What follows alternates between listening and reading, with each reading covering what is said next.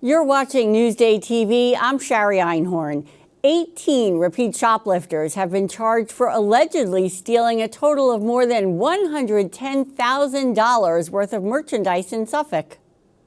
We wanted to prevent what we've seen elsewhere from happening in Suffolk County, such as retailers having to place everyday merchandise inside locked display cases. What you're watching is surveillance video of people walking out with thousands of dollars worth of tools and appliances from a Home Depot.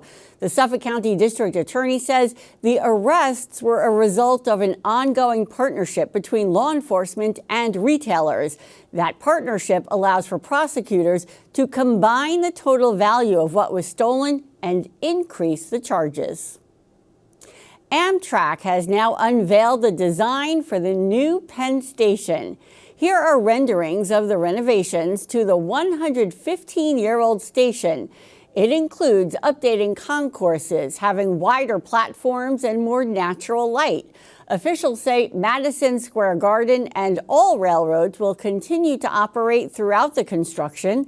The work is expected to begin by the end of 2027. Long Island is getting $146 million from the state to repair roads and bridges. The governor says some of that money will go towards improving the Loop Parkway and the Meadowbrook State Parkway bridges. State officials say the road work will not be happening during rush hour. Target has recalled 2 types of baby wipes. The chain is pulling its Up and Up fragrance-free and fresh cucumber-scented baby wipes. The Food and Drug Administration says those wipes tested positive for a bacteria that can be life-threatening. The move comes after customer complaints about skin and eye irritation. Now let's take a quick look at tomorrow's weather. It looks like a super nice day, sunny weather and mid-70s. Only in Newsday, new opposition to the immigration crackdown some Catholics say is separating families and terrorizing their community. Virginia Huey explains. I think we have to look for ways of treating people humanely, treating people with the dignity that they have. Pope Leo has strongly condemned the Trump administration's mass deportations and immigration crackdowns. Here on Long Island, advocates for the migrant community looking to Bishop John Bars to follow Pope Leo's lead on immigration say they haven't seen it. I haven't seen a single word that he said about what's happening. Richard Kubek of Dix Hill says Bishop Bars, who leads 1.2 million Catholics in one of the largest dioceses in the nation, has been largely silent on the hot-button issue. We're all disappointed. Jim Morgo of Bayport says Bishop Bars should take a stand on mass deportations. It makes no distinction between the worst and the worst and the best of the best. Morgo and Kubek are now launching their own grassroots effort to educate and mobilize parishioners to oppose the immigration crackdown. They call their new group Catholics Welcome Immigrants. This is an unusual case where lay people are taking the reins and saying, you know, we want our voice to be clear, and we want Catholic people to be part of this movement. Kubek and Morgo decided to launch the effort after they collected more than 500 signatures of local Catholics from nearly 90 parishes on a petition asking Bishop Bars to meet with some of them or speak out on the issue. They say he failed to do either. I think we thought it would be a different reaction. It wasn't, but that's not going to stop us. Bishop Bars declined to be interviewed by Newsday, but in a statement the diocese said in part, he speaks often in homilies and addresses to gatherings of the faithful and clergy about the need for engagement and outreach for our Hispanic brothers and sisters, and frequently visits with immigrant communities. Well, that's not enough. Kubek and Morgo hope to start training parishioners this summer on how to use a toolkit to plan prayer services, publish bulletin inserts, reach out to new immigrants, and advocate for just government policies. If you get the word out, people can be aware, call their members of Congress, call their senators, and say there should be respect for their human dignity. For Newsday TV, I'm Virginia Huey.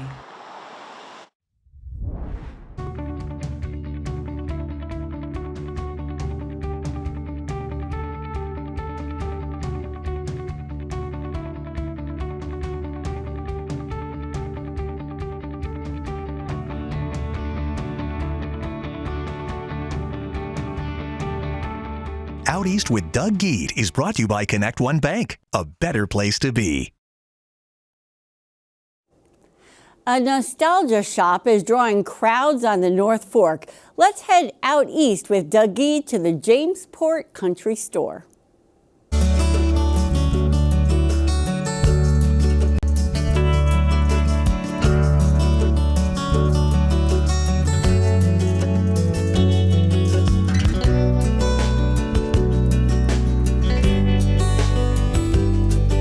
Along with the fancy resorts in the Hamptons and the new high-end restaurants on the North Fork, there's also a very unassuming spot on the East End that's been attracting tourists for more than 50 years.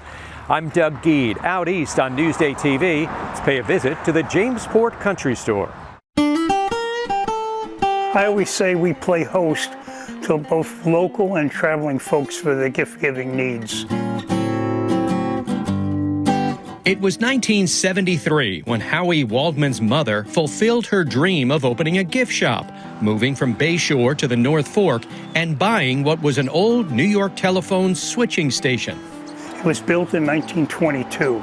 In some ways, opening a gift shop on the East End in the early 70s was a gamble. Back then, the tourism season was basically just summer day trippers. They always said after Labor Day, you could sleep out on the main road in a sleeping bag. You wouldn't have to worry about getting run over. Boy, have things changed. Over the decades, millions of tourists and locals have passed by the store. Most of those who stop in are looking for a little slice of the area to take home. We try and support the local artisans out here. The jams, the jellies, local honey is a big item here. We show a lot of vintage art, a well-known artist on the North Fork. T-shirts, sweatshirts. Vintage signs are also a big seller. We sell both original and, of course, reproduction signs. Yeah. Is there a certain type that seems to sell most, whether it's... Well, oil byproduct signs and, of course, Coca-Cola stuff, you know. Just any kind of advertising sign is very popular. Retro candies are a big draw here. Jelly beans, candied buttons, Mary Jane's. You might recall Goldenberg's Peanut Chews, which used to be produced here on Long Island. People ask me what's the busiest month. It's not the summertime, it's December. It's the local people who support us. You must get a ton of people who say I've driven by here 1,000 times. I hear that all the time, yeah. And they say that this is the first time they've been in, and I always say to them on the way out, well, don't wait 53 years to come back. I won't be here. In Jamesport for Newsday TV, I'm Doug Geed. And now let's take a look at your 7-day forecast. It looks like we've got some rain headed our way for Wednesday and Thursday, but much warmer temperatures later in the week. We are into the mid-80s.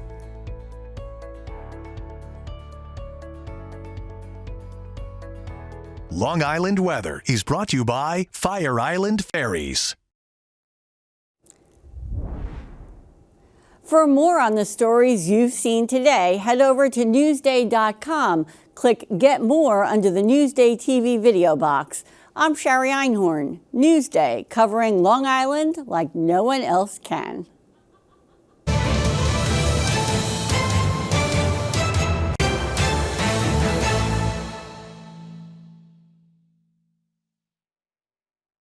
There's more to Long Island than you know when you picture this. Join Macy Egland for a journey through some of the major moments in Long Island's past through the lens of the Newsday archives. Picture This, available now at Newsday.com/picture this.